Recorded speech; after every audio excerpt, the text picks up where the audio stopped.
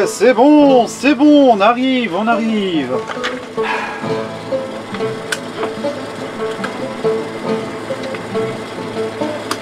Bonjour, centre de communication interdimensionnelle, que puis-je à votre service? Bonjour, veuillez transmettre mon appel aux coordonnées ci-jointes. Merci. Bien entendu. Tiens, vous êtes de la guide orientale. Quelle nouvelle de la bordure extérieure? Tout va très bien, merci.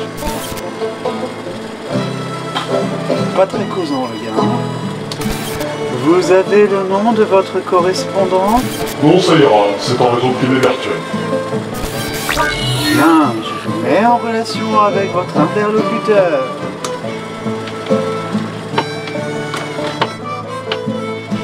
Alors, voyons voir. Code D23578 SSB? Hey! C'est les coordonnées de Sky! Dans quoi il s'est fourré encore?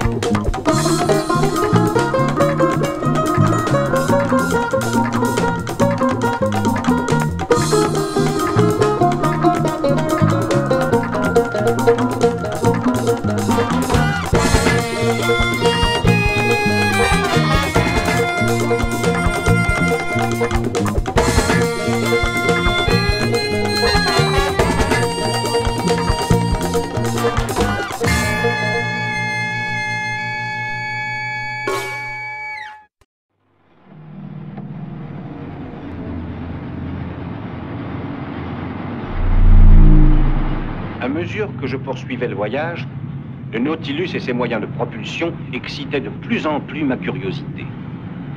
Répondant à l'invitation de mon hôte, je visitais le navire de fond en comble.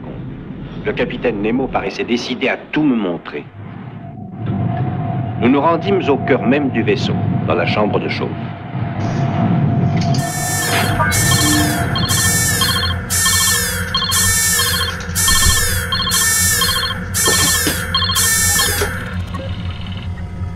Salut Sky, toujours à la recherche d'un scoop?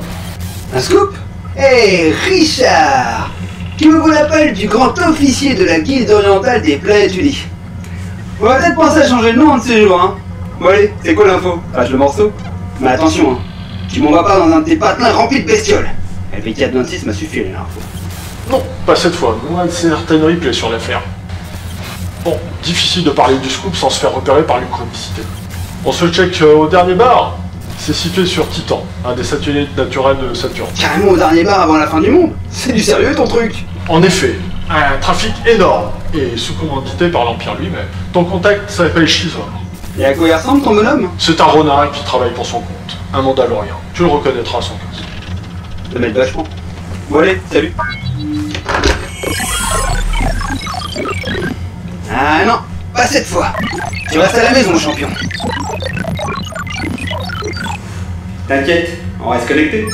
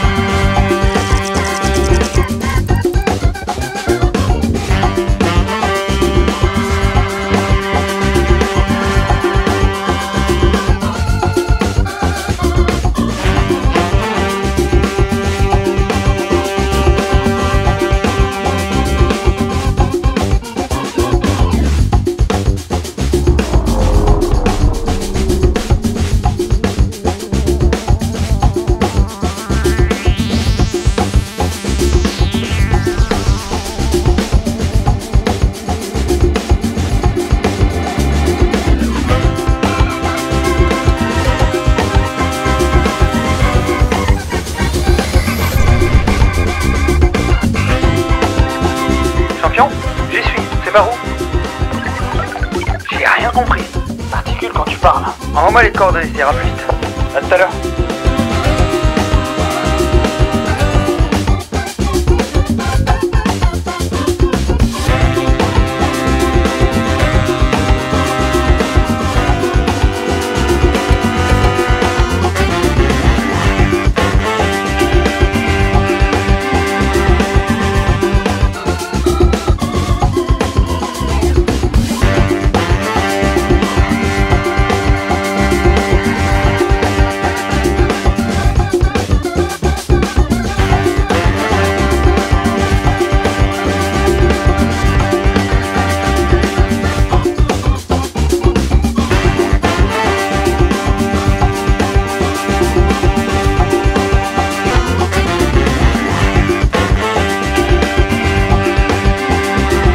Champion, c'est quoi ces coordonnées que tu m'as transmis?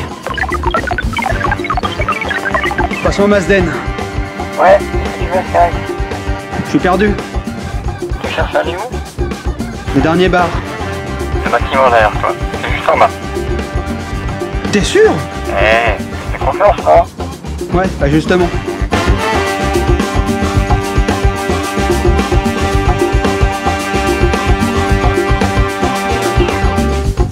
Comme par hasard. On sort de cet univers où d'ailleurs c'est toujours la même chose. Les escalators ne marchent jamais. Surtout quand ils essaient de reproduire ceux du 21e siècle.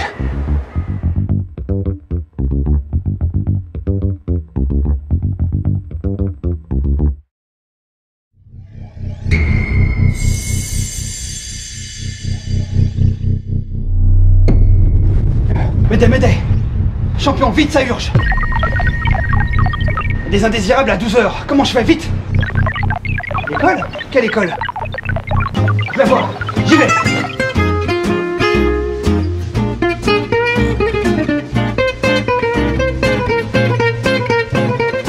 C'est bon, je suis devant.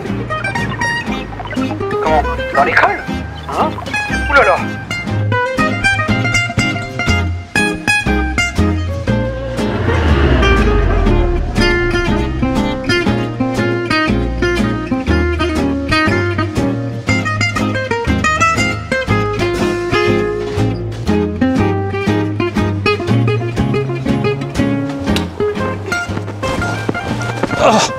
Oh pardon, je suis vraiment désolé. Attendez.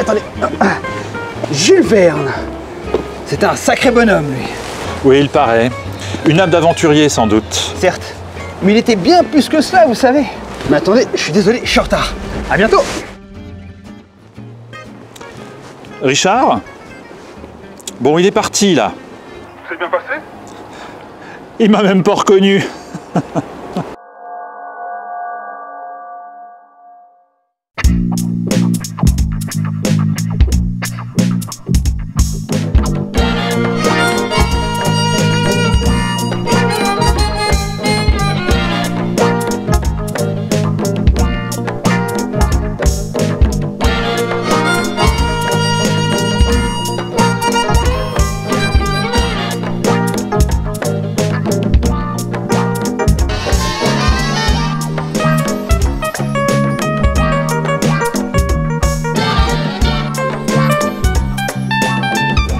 Et vous là-bas, vous êtes prié de laisser votre arme à l'entrée. Qui, moi? Je suis pas armé, je suis journaliste. C'est peut-être pas un sabre laser à votre jambe là? Quoi, ça? C'est pas une arme, c'est mon micro. Une création des manufactures Isvala, l'un des plus grands inventeurs du multivers. Ah.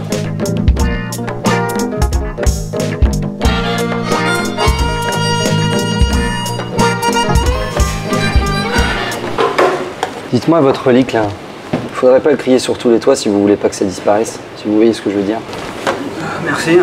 Je vous en prie. Vous voulez boire un truc? Un zombie galactique, s'il vous plaît. Ah, très bien. Vous n'auriez pas vu des Mandaloriens par hasard? J'avais rendez-vous et... Les Mando?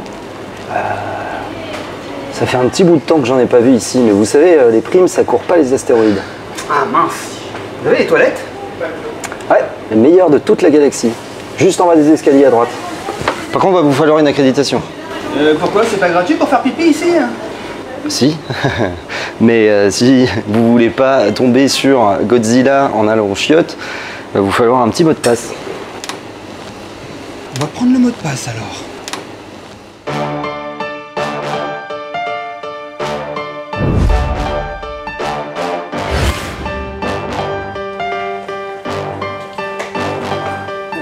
Bienvenue au dernier bar avant la fin du monde. Je suis Alexandra, relation humain-cyborg. En quoi puis-je vous aider?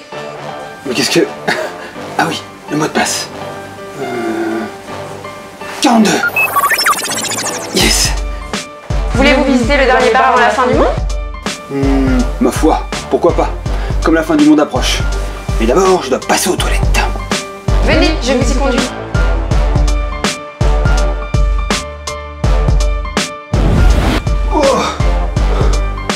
Bienvenue aux toilettes du dernier bar avant la fin du monde. Je dois vraiment rentrer là-dedans? Tout à fait, vous avez ici tous les dispositifs nécessaires. Oh bah bravo. Mais vous inquiétez pas, il y a même les 3 petits coquillages. Bienvenue au dernier bar avant la fin du monde, vous êtes ici dans la salle Steampunk. Oh, c'est génial. Mais dites-moi Alexandra, que fait-on ici exactement? Quelle est la spécificité du dernier bar avant la fin du monde? Le dernier bar avant la fin du monde est un bar, un restaurant et un lieu de vie des expressions des cultures de l'imaginaire. Nous avons ici une bibliothèque, une ludothèque et de quoi manger et boire. Wow. Mais on est à Paris? Exactement. Nous avons reproduit le quartier de Paris tel qu'il était entre 2021 et 2022. Il n'y avait pas des problèmes à cette époque-là hein? Oui, c'était un peu tourmenté, pandémie, attaque zombie, apparition du Toulouse, pluie de météorites, mais bon, c'est la fin du monde quoi. Wow. Bienvenue au dernier bar avant la fin du monde. On est où ici hein? On est ici dans la salle Singularity, c'est notre lieu d'événements, de conférences et d'animations en tout genre. Quoi comme animation? Il y a différentes choses, vous allez le voir aujourd'hui, une expérience folle avec des dinosaures partout et notre exposition les accueille, mais aussi différentes conférences, pourquoi Dune est une œuvre de science-fiction majeure ou pourquoi le mythe est si petit.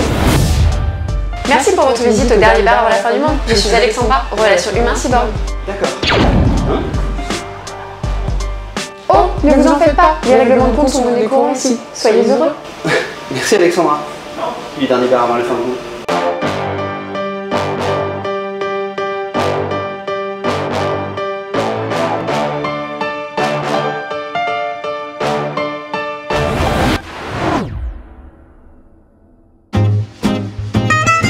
Sympa ce dernier bar avant la fin du monde. Et cette petite rétrobot très charmante. Mais il n'y a personne. Tant mieux. Comme ça, je serai tranquille pour mon rendez-vous. Alors, qu'est-ce qu'il y a au menu de ce soir? Une conférence sur les Vikings avec Alexia Henriksen. Et pourquoi pas? Ça me changerait de mes émissions rétro-futuristes. Ok, je valide. Et puis, si vous avez envie d'en savoir un peu plus sur les Vikings, vous pouvez toujours regarder après mon émission. Il y aura un lien juste affiché après. Ok, qu'est-ce qu'il y a d'autre? Trouvez le frein et stoppez le train. Le dernier jeu de rôle tiré de la série Cowboy Bebop. Je veux, tout de suite, maintenant. Et en plus, il y a une super interview. Ok, je valide. Et une fois de plus, si vous voulez en savoir plus, ça sera juste après mon émission. La suite. Je viens aux origines de la pop culture et de la science-fiction. Hein? Avec Nicolas Allard? Nicolas Allard? Mais oui, c'est Nicolas Allard. Mais je le connais. On a fait l'émission il y a plus de 150 ans. Ça alors, Nicolas Allard. C'était une chouette époque.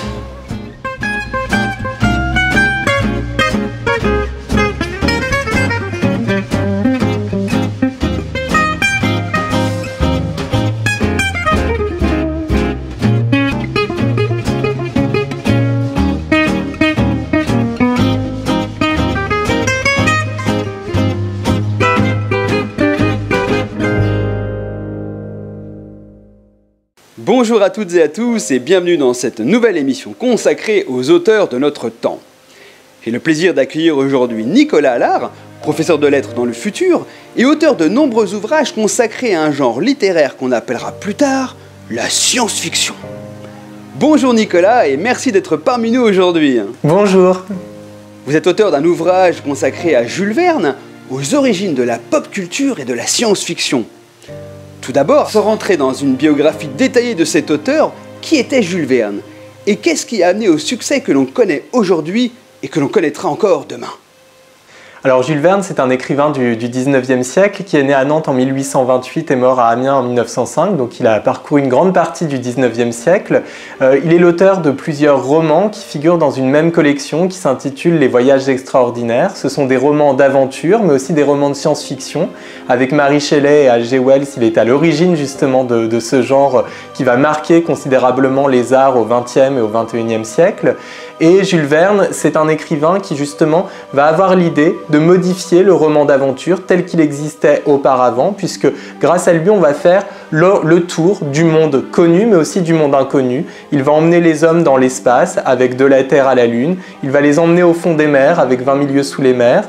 Et il va envisager effectivement un certain nombre d'innovations qui vont marquer durablement les esprits humains et qui vont faire que Jules Verne va être non seulement un écrivain très apprécié en France, mais aussi très apprécié à l'étranger de son vivant.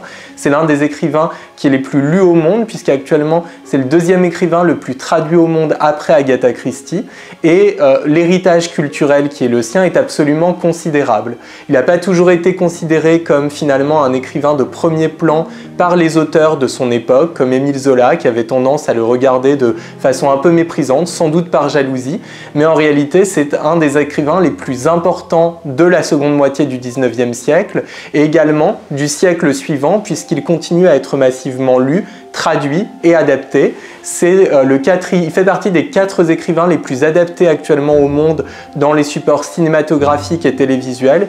On compte plus de 300 adaptations de ses voyages extraordinaires en 2021, ce qui est absolument considérable. Pourquoi Jules Verne est-il considéré aujourd'hui, enfin plutôt demain, comme le père de la science-fiction? Quel en a été l'impact dans le futur? Alors, comme le père de la science-fiction, le premier véritable roman de science-fiction, ce n'est pas Jules Verne qui l'a écrit, c'est Mary Shelley avec Frankenstein en 1818, mais c'était finalement une tentative qui n'a pas donné lieu à beaucoup d'autres romans qui ont suivi celui-ci. Alors que Jules Verne, c'est le premier écrivain au monde à vraiment avoir l'idée que la science peut être un élément intéressant dans une intrigue, que ça peut constituer finalement le cœur même d'une histoire que l'on raconte, et il le fait effectivement de façon récurrente, à la différence de Mary Shelley. Donc on a beaucoup de romans de Jules Verne, pas tous mais beaucoup, qui sont ce qu'il appelait à l'époque des romans de la science, donc des romans qui s'inspirent des découvertes scientifiques ou des connaissances scientifiques de l'époque pour nous raconter une histoire qui va changer finalement de ce que l'on peut connaître traditionnellement, surtout à une époque où on écrit beaucoup de romans réalistes ou naturalistes, des romans qui sont en phase avec la réalité et qui ne permettent pas véritablement une évasion. Et c'est le père de la science-fiction parce que c'est le premier finalement à avoir l'idée que ce nouveau genre de littérature, un mode de littérature où on mêle les sciences à la littérature ou parfois même à la philosophie, eh bien, il pense que ce nouveau mode-là peut intéresser beaucoup de personnes différentes et donc il va lui-même ensuite, inspiré par ses écrits, le romancier britannique H.G. Wells, qui est considéré comme l'un des grands pères fondateurs également de la science-fiction, comme pouvait l'être Jules Verne. Et donc vraiment, c'est une figure majeure de ce mouvement-là, même si le terme de science-fiction en tant que tel n'apparaîtra véritablement qu'au XXe siècle pour désigner ces textes-là écrits par Jules Verne, H.G. Wells ou Mary Shelley. Dans votre livre, vous parlez de pop culture. En quoi Jules Verne a-t-il influencé les codes, les cultures de l'imaginaire, les genres littéraires, voire même le cinéma? Alors Jules Verne, effectivement, dans mon livre Les mondes extraordinaires de Jules Verne, j'essaye de le présenter à partir d'un angle différent. Jules Verne, comme père de la science-fiction, ça a toujours été presque une évidence, mais comme père de la pop culture, ça n'avait jamais été démontré. Et il me semble que c'est une des raisons pour lesquelles, justement, il est autant considéré à l'étranger et regardé parfois avec mépris en France, parce qu'en France, effectivement, on a un rapport particulier à la pop culture. On a tendance parfois à considérer avec un certain dédain des œuvres qui, en réalité, sont sont très intéressantes.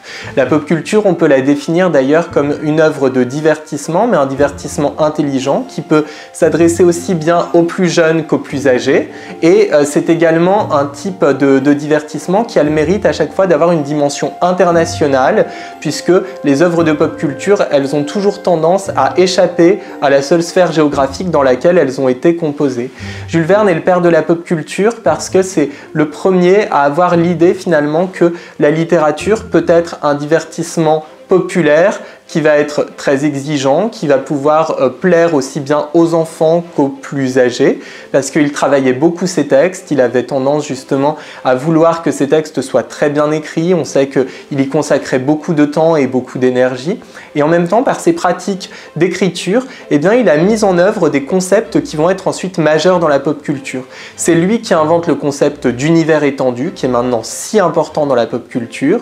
On lui doit également des concepts qui vont être utilisés dans beaucoup d'œuvres de pop culture comme le crossover par exemple, qui va être beaucoup repris par Stan Lee dans les comics américains, et Stan Lee était un grand lecteur de Jules Verne. Donc le crossover qui consiste à réunir dans une même histoire des personnages qui appartiennent à des univers ou des histoires différentes, et Jules Verne va y penser notamment dans une de ses pièces de théâtre qui s'appelle Le Voyage à travers l'impossible. Et puis Jules Verne va également développer le concept de continuité rétroactive que l'on connaît parfois sous le terme de retcon, qui consiste, quand une histoire a déjà été bien développée, à apporter des éléments supplémentaires sur le passé de cette histoire ou sur le passé des personnages pour complexifier cette histoire, pour surprendre également le lecteur ou le spectateur.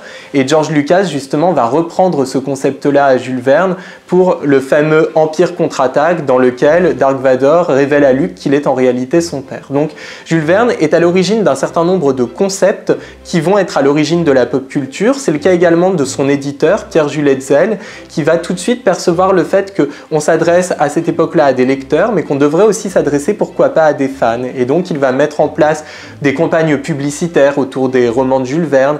Il va veiller également à ce que les romans de Jules Verne présentent de belles éditions, les fameuses éditions Hetzel avec la belle couverture rouge et dorée, qui sont illustrées et dans lesquelles donc on peut considérer, quand on aime les romans de Jules Verne, que l'on a là un objet de collection, un objet que l'on va vouloir acheter, se procurer. Et effectivement, les romans de Jules Verne vont très tôt donner lieu à des objets, des produits dérivés qui sont vraiment maintenant un élément essentiel, central de la pop culture. Et puis c'est également le père de la pop culture parce que ces romans ont inspiré un grand nombre d'artistes de pop culture à travers le monde. Je parlais de George Lucas. Avec Steven Spielberg, ils ont une co-création commune, Indiana Jones, qui est vraiment un héritier direct des Voyages extraordinaires. Il y a vraiment dans Indiana Jones l'ADN des Voyages extraordinaires de Jules Verne. On a également des artistes dans le cadre du cinéma comme James Cameron qui s'inspire beaucoup des Voyages extraordinaires. Notamment pour composer le film Titanic, il s'est inspiré d'un roman de Jules Verne qui s'appelle Une ville flottante, qui se passe là aussi sur un paquebot transatlantique. Et on évoque le danger des icebergs, le danger également de l'orgueil humain qui se croit supérieur à la nature. Et il y a également un triangle amoureux tragique, comme c'est le cas dans le film de Cameron. Et puis il y a beaucoup d'autres artistes, notamment dans le rétrofuturisme, qui vont s'inspirer fortement de Jules Verne. Hayao Miyazaki dans le domaine japonais, et à sa suite beaucoup de mangaka ou d'artistes japonais comme Akira Toriyama ou Eiichiro Oda avec One Piece. Et puis, on a également, dans le domaine plus francophone, plus proche de nous, beaucoup d'auteurs de bandes dessinées qui vont s'inspirer des Voyages extraordinaires de Jules Verne. Hergé, bien entendu, avec les aventures de Tintin, même si il a toujours veillé à se détacher de cela. Il ne voulait pas être trop fortement associé à Jules Verne, sans doute par peur d'être considéré comme plagiaire. On a également Tardy avec les aventures extraordinaires d'Adèle Blanc-Sec, le démon des glaces, etc. Et puis dans la bande dessinée européenne, on a également dans le domaine belge les cités obscures de François Schuiten et Benoît Peters. Et dans le domaine anglo-saxon, la Ligue des Gentlemen extraordinaires. Tous ces artistes-là que j'ai évoqués, donc Stan Lee dans le domaine américain, sont des artistes qui sont des enfants de Jules Verne, soit de façon très directe, c'est-à-dire que ces artistes-là revendiquent clairement le fait d'être des héritiers de Jules Verne, ou alors de façon plus indirecte. Ils ne l'admettent pas toujours, ou ils ne le savent pas toujours explicitement, mais les œuvres qu'ils ont admirées, qui les ont inspirées, étaient elles-mêmes des œuvres qui étaient inspirées des grands romans de Jules Verne.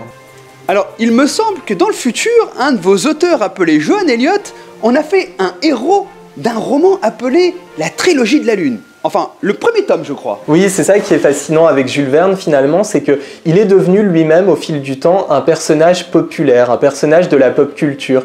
Il est autant connu, sinon plus connu, par exemple, que ses principaux personnages, comme le Capitaine Nemo ou Phileas Fogg, par exemple, et au point qu'il devienne maintenant de plus en plus un personnage principal d'intrigue. Donc il y a effectivement la trilogie lunaire de Johan Elliott, et avec le premier roman notamment La Lune seule le sait, où il est un espion envoyé par Victor Hugo pour enquêter sur la Lune et pour essayer de remettre en cause le pouvoir jugé despotique de Napoléon III.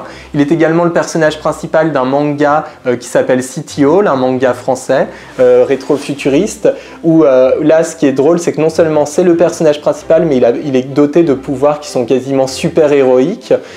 Et ce qui est fascinant vraiment avec lui, c'est qu'il y a d'autres artistes qui sont très connus dans le monde, mais qui ne sont pas devenus des personnages à part entière.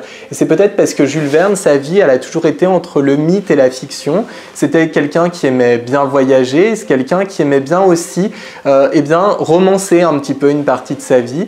Et donc, je pense qu'il a contribué de ce fait même à devenir un personnage de la pop culture. Comme j'aime parfois le dire, il y a un autre grand romancier qui est un héritier de Jules Verne à cette époque-là, c'est Edgar Rice Burroughs, qui a écrit Tarzan, qui a écrit également Les Aventures de John Carter. Si demain on interroge dans la rue des gens leur demandant qui est Edgar Rice Burroughs, on aura très peu de réponses précises à ce sujet. Si on leur demande qui est Tarzan, tout le monde sera capable de répondre. Eh bien, si on faisait la même chose avec Jules Verne, si on disait qui est Jules Verne, tout le monde serait capable de répondre, alors qu'il a créé des personnages qui sont très populaires, comme le Capitaine Nemo, un Capitaine Nemo qui est au moins aussi populaire que Tarzan. Donc c'est la preuve que Jules Verne s'est imposé comme une grande figure populaire, et de plus en plus maintenant, c'est vrai, dans les productions artistiques, que ce soit des productions romanesques, des productions dans le domaine du manga, de la bande dessinée, eh bien Jules Verne est un personnage à part entière, un personnage au moins aussi connu que le Capitaine Nemo ou Phileas Fogg. Malgré le succès mondial des œuvres de Verne, qu'est-ce qui explique, encore peut-être demain, la reconnaissance tardive des élites littéraires françaises ? Alors c'est lié au fait qu'en France, on ait finalement une certaine importance qui soit accordée depuis le 19e siècle à la littérature réaliste. Pendant longtemps, le roman a été considéré avec dédain en France. Soit on considérait que c'était un genre immoral, soit on considérait que c'était un genre futile qui n'avait pas véritablement d'intérêt, sinon divertir les enfants ou les adolescents. Et le réalisme a contribué à donner au roman ses lettres de noblesse, donc à fait de ce genre le genre littéraire qui maintenant est dominant. Mais le problème, c'est qu'en France, il y a une telle tradition, un tel lien qui s'est établi entre le roman et le réalisme, puis le naturalisme, qui est une forme d'ultra-réalisme en un sens, et bien que l'on n'a pas considéré qu'il était possible au roman d'être de très grande qualité, tout en étant un genre de l'imaginaire, un genre qui permettait d'offrir une évasion, que ce soit dans le temps ou dans l'espace. Donc Jules Verne, finalement, a été considéré avec mépris par ses contemporains, en tous les cas par une partie du milieu littéraire, précisément parce qu'il n'entrait pas dans les codes qui étaient dominants à son époque. Mais ce qui est intéressant de noter, c'est que de plus en plus, la situation évolue. On est avec de nouvelles générations qui s'intéressent de plus en plus en France aux littératures de l'imaginaire, qu'il s'agisse de la science-fiction ou de la fantasy. Et donc, les œuvres de Jules Verne, eh bien, sont de plus en plus canonisées, même dans le milieu universitaire, où on a de plus en plus d'essais, de recherches qui portent sur son œuvre. Le centenaire de sa mort en 2005 a également contribué à lui redonner une certaine importance dans les consciences. Et puis, c'est un auteur qui continue, comme je le disais, à être massivement adapté, ce qui va contribuer justement à bien montrer la modernité de son œuvre, le fait que son œuvre soit toujours d'actualité et toujours un intérêt, que l'on soit jeune ou que l'on soit moins jeune.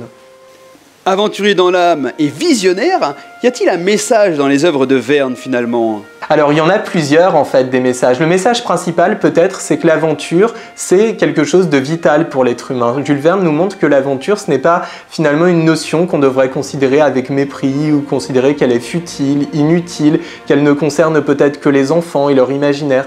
Il veut nous montrer vraiment que l'aventure c'est ce qui donne finalement du sel à notre vie, c'est ce qui permet à notre vie eh bien, de ne pas être tout à fait conforme à celle des animaux. C'est le grand philosophe français Vladimir Jankélévitch Nietzsche dans un essai qui a été publié dans les années 60 qui dit finalement que l'aventure c'est ce qui fait de l'être humain un demi-dieu, quelqu'un qui va sortir justement du règne animal parce que l'aventure c'est une action gratuite, c'est une action qui ne nous est pas imposée par notre quotidien, on choisit de partir à l'aventure, de se mettre soi-même en danger parce que c'est exaltant. Donc ça je crois que c'est le message principal des voyages extraordinaires, mais ensuite il y a beaucoup d'autres messages très importants. Il y a une dimension écologique dans les romans de Jules Verne, on ne peut pas dire que c'est un écrivain écolo pour autant, mais il y a une sensibilité écologique qui est déjà présente chez lui dans la préservation des écosystèmes marins qui est évoqué par exemple dans 20 milieux sous les mers. Il y a également aussi un certain progressisme. C'est vrai que ces romans ne donnent pas beaucoup de place aux femmes par exemple, mais ils en donnent beaucoup plus que ce qui pouvait exister précédemment dans les romans d'aventure. Et puis Jules Verne également envisage la possibilité non seulement que des femmes puissent être des personnages principaux de romans d'aventure, mais qu'elles puissent également se marier avec des hommes qui appartiennent à une autre culture. C'est le cas dans Le Tour du monde en 80 jours, où le personnage de Phileas Fogg, qui est anglais, épouse à la fin du roman Aouda, qui est indienne. Donc il y a un certain progressisme effectivement qui est présent dans ces romans et que l'on va retrouver ensuite d'ailleurs dans les œuvres de pop culture, puisque souvent dans les œuvres de pop culture, les antagonistes sont en fait des personnes qui ont un conservatisme qui est excessif, qui ne veulent pas finalement faire progresser la vision des choses. Et puis peut-être qu'un dernier message important de Jules Verne, c'est de dire que la science, c'est quelque chose d'important. Il y a une certaine promotion de la science qui est présente dans ses romans, mais en même temps avec un regard qui se veut critique, c'est-à-dire que Jules Verne montre bien que les sciences ne doivent pas être bannies, qu'elles sont une bonne chose pour l'humanité, mais qu'il faut savoir également les utiliser, les mobiliser à bon escient, que science sans conscience, effectivement, n'est que ruine de l'âme. Et c'est une pensée assez intéressante à son époque, parce que à son époque, on a tendance justement, en pleine révolution industrielle, à mettre la science sur un piédestal, sans toujours regarder, porter sur elle un regard critique. Et Jules Verne est déjà conscient du fait que la science est nécessaire au progrès de l'humanité, mais qu'elle peut avoir un certain nombre d'aspects négatifs, des aspects face auxquels il faut justement être vigilant. Alors, il me semble qu'un livre publié post-mortem est sorti dans le futur, mais impossible d'y accéder dans notre époque. Il s'agissait de Paris 20e siècle, je crois. Oui, Paris au 20e siècle, effectivement, c'est un roman qui n'a pas pu être publié par Hetzel, l'éditeur de Jules Verne, parce qu'il le trouvait trop sombre. C'est une dystopie. On est effectivement à Paris au 20e siècle, et Jules Verne montre à quel point la société qui a beaucoup progressé, eh bien, a progressé de façon, d'après lui, négative. On n'accorde plus beaucoup d'importance dans cette société-là au savoir, à la culture, à la lecture. C'est une société qui est très impersonnelle, où les êtres humains finalement travaillent beaucoup, mais ne sont pas beaucoup en interaction les uns avec les autres. Une société qui donne beaucoup d'importance, peut-être trop d'importance, aux questions économiques. Et donc, c'est une société qui est plus avancée que celle dans laquelle vivait Jules Verne au 19e siècle, au Paris au 20e siècle, mais ce n'est pas une société dans laquelle les hommes et les femmes sont très heureux. Et c'est un roman qui, en un sens, avant même Le meilleur des mondes, annonce déjà une évolution de la société hyper scientifisée, qui n'est pas forcément une bonne chose. Donc Jules Verne là, nous met en garde, non pas contre la science dans l'absolu, mais contre une mauvaise utilisation des connaissances scientifiques. Alors ma question va peut-être vous sembler redondante, mais qu'est-ce qui vous a amené à écrire un essai sur cet auteur ? Déjà, j'aime beaucoup Jules Verne. Je trouve que c'est un auteur qui mérite d'être beaucoup plus considéré en France qu'il ne l'a été jusqu'à maintenant. Je pense qu'on peut être fier en tant que Français d'avoir Jules Verne comme auteur. C'est le deuxième auteur le plus traduit au monde. C'est un auteur qui est admiré par un certain nombre d'artistes que moi-même j'apprécie beaucoup, comme George Lucas par exemple. Et donc, j'avais envie d'écrire cet essai déjà pour rendre hommage au travail de Jules Verne, à ses romans, et puis également pour montrer vraiment à quel point ces romans avaient été à l'origine d'une culture qui maintenant nous concerne tous, qu'on l'apprécie ou pas, la pop culture qui est présente vraiment pratiquement dans tous les aspects de notre quotidien, que ce soit à la télévision, dans les films, en littérature, en bande dessinée, en jeux vidéo également, mais aussi dans les produits dérivés, dans les campagnes marketing, etc. La pop culture nous entoure véritablement, et je voulais vraiment montrer que Jules Verne en était le père, aussi bien par les romans qu'il a pu écrire et qui ont inspiré un grand nombre d'artistes à travers le monde, mais également par les pratiques d'écriture qui ont été les siennes, puisque puisque comme je le disais, il a mis en œuvre un certain nombre de concepts qui vont vraiment être absolument centraux, essentiels dans le développement de la pop culture. Et comme c'était finalement un point de vue qui n'avait jamais été développé précédemment, ça m'intéressait vraiment, moi aussi, de partir en quelque sorte à l'aventure, cette fois-ci plus une aventure de la pensée, et de montrer à quel point cet auteur est bien sûr le père de la science-fiction, mais peut-être plus encore le père de la pop culture. Merci infiniment Nicolas Allard pour votre témoignage et je vous souhaite un très bon retour dans votre siècle. Merci beaucoup. Très chers vaporistes, merci de votre attention et à très bientôt pour une nouvelle aventure rétrofuturiste.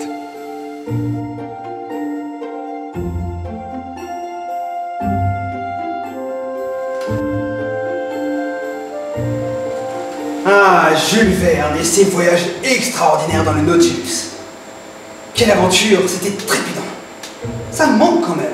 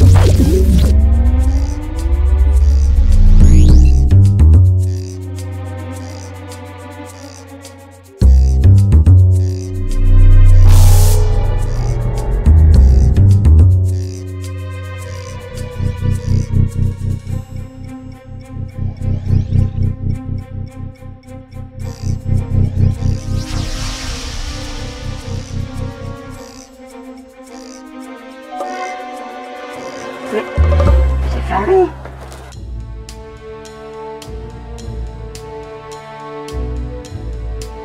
Good deal. Viens par ici qu'on cause, toi et moi.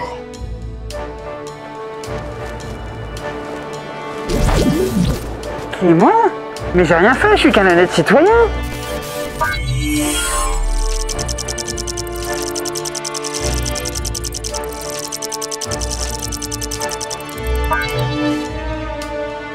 Arrête tes salades, Good deal. Fallait y penser avant. Le Bélial t'avait laissé 24 heures pour apporter la marchandise. Et au lieu de ça, qu'est-ce que tu fais? Tu refourgues les bouquins sur le marché noir. Foutaise! J'avais l'empire des chronicités aux fesses. Ils avaient contrôlé toute la cargaison. Je vais tout balancer. Joue pas avec moi, Good deal. Viens par ici. Le Bélial sera ravi de te revoir.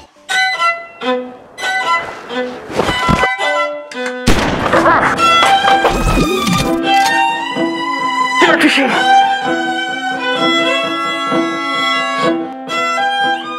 C'est quoi ça, Good deal? De la lecture pour la jeunesse? Allez, ramène-toi. Oui, en effet, qu'est-ce que c'est que ça?